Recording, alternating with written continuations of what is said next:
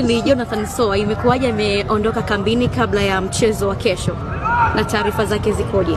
Simba mweusi, yes. Jonathan Soa. Hivi kumbe yupo hapa eh? Hayupo. Kwani una taarifa semaje mpaka unamtafuta?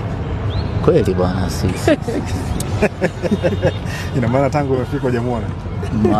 Wapi ulikuwa hauna taarifa tangu umefika hapa kwenye unajua hotelini sikia mtu anakaa kivyake. Au tukupishwa.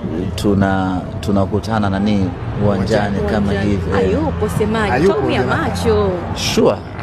Yule tolo nani yule? Yupi? Frichi kwa moja tu pale.